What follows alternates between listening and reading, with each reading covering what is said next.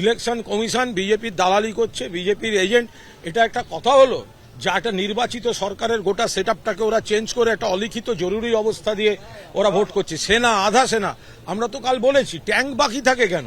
একটু ট্যাঙ্ক আর রাফায়েলটা ঘুরিয়ে দিন, সব শুদ্ধ বান্ডিল করে হারাবো। কোন মুখে এরপর বাংলা টিকিট কাটবেন দেখবো। ডেলি প্যাসেঞ্জারই তো আমরা 4 তারিখে রিটার্ন টিকিট কেটে বাড়ি পাঠিয়ে দেবো। ডায়মন্ড হারবার পুলিশ জেলায় 5 পুলিশ আধিকারিককে সাসপেন্ড নির্বাচন কমিশনের। 5 জন পুলিশ আধিকারিকের বিরুদ্ধে বিভাগীয় তদন্তের নির্দেশও দিয়েছে নির্বাচন কমিশন এবং সাসপেন্ড হওয়া এই আধিকারিকদের জায়গায় নতুন অফিসার নিয়োগ করছে কমিশন। যেটা জানা যাচ্ছে, ডায়মন্ড হারবারের এএসপি সন্দীপ গড়াইয়ের জায়গায় আনা হচ্ছে অভিষেক মজুমদারকে। সজন মণ্ডলের জায়গায় ডায়মন্ড হারবারের এসটিপিওর দায়িত্ব দেওয়া হচ্ছে বিজয় যাদবকে। এছাড়া অজয় বাগের জায়গায় ফলতা থানার আইসি পদে আনা হয়েছে পার্থ সারথী ঘোষকে।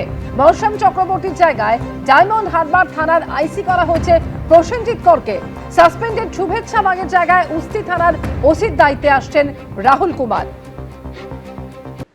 এদিকে দ্বিতীয় দফা ভোটের আগে গ্রাউন্ড জিরোয় সিআরপিএফ এর ডিজি। সিএপিএফ রাজ্য পুলিশকে সঙ্গে নিয়ে ডায়মন্ড হারবারের নোদাখালীতে রুটমার্চ করলেন জিপি সিং। ভোটারদের মধ্যে আস্থা তৈরি করতে ঘুরলেন এলাকার অলিতে গলিতে, কথা বললেন স্থানীয়দের সঙ্গে। হিংসামুক্ত নির্বাচন করতে নিরাপত্তা প্রোটোকল অনুযায়ী কেন্দ্রীয় বাহিনীর জওয়ান এবং পুলিশ আধিকারিকদের কাজ করার নির্দেশ দিলেন তিনি। আজ সাজোয়া গাড়ি সেই ছবি পোস্ট করেছেন জিপি সিং। সেই ছবি দেখতে পাচ্ছেন, এই ছবি পোস্ট করেছেন, সাজোয়া গাড়ির ছবি পোস্ট করলেন জিপি সিং। দ্বিতীয় দফার ভোটের আগে সাজোয়া গাড়ির ছবি পোস্ট করলেন সিআরপিএফ এর ডিজি এবং এর আগে গতকাল সিএপিএফ রাজ্য পুলিশকে সঙ্গে নিয়ে ডায়মন্ড হারবারের নোদাখালীতে রুটমার্চও করেছেন তিনি। ভোটারদের মধ্যে আস্থা তৈরি করতে ঘুরেছেন এলাকার অলিতে গলিতে, কথা বলেছেন স্থানীয়দের সঙ্গে। হিংসামুক্ত নির্বাচন করতে নিরাপত্তা প্রোটোকল অনুযায়ী কেন্দ্রীয় বাহিনীর জওয়ান এবং পুলিশ আধিকারিকদের কাজ করার নির্দেশ দিয়েছেন তিনি। আর এরপর আজকে সাজোয়া গাড়ির এই ছবি পোস্ট করেছেন জিপি সিং।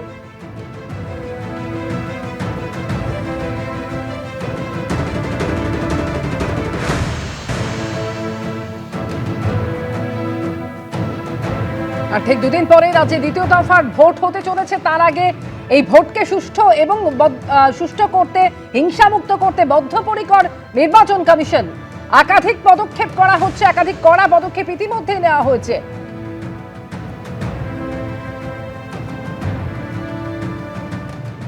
গণতন্ত্র রক্ষার জন্য যে বিষয়গুলির সাহায্য নেওয়া হচ্ছে, যে ভাষ্য তৈরি হচ্ছে, মধ্যে একটা যুদ্ধকালীন তৎপরতা আছে। যদি সত্যিকারের এরকম যুদ্ধের যে উপকরণ সেগুলো দেখিয়ে গণতান্ত্রিক একটা ব্যবস্থা বজায় রাখা যায়, তাহলে তো উত্তর কোরিয়া, পাকিস্তান বা এই ধরনের দেশগুলিতে যেখানে সামরিক বাহিনীর হাতে বেশ অনেকটা দখল আছে, সেখানেও গণতন্ত্রটা অত্যন্ত সুরক্ষিত থাকতো।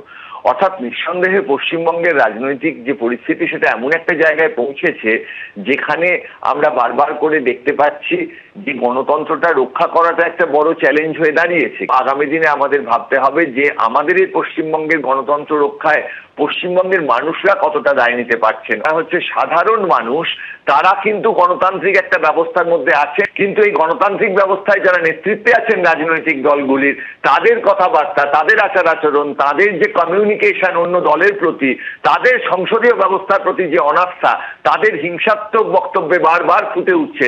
সেই কারণেই কিন্তু আমাদের গণতন্ত্র রক্ষা করার জন্য সাজোয়া গাড়ির ছবি দিতে হচ্ছে। ফলে এইখানে দায় মূলত রাজনৈতিক দলগুলি এবং তার মধ্যে যুযুধান দুই পক্ষের রাজনৈতিক নেতাদের। তাদের কারণেই আজকে আমাদের গণতন্ত্র রক্ষার জায়গাটি এতটা অস্বচ্ছ হয়ে পড়ছে। এবিপি আনন্দ, এগিয়ে থাকে, এগিয়ে রাখে।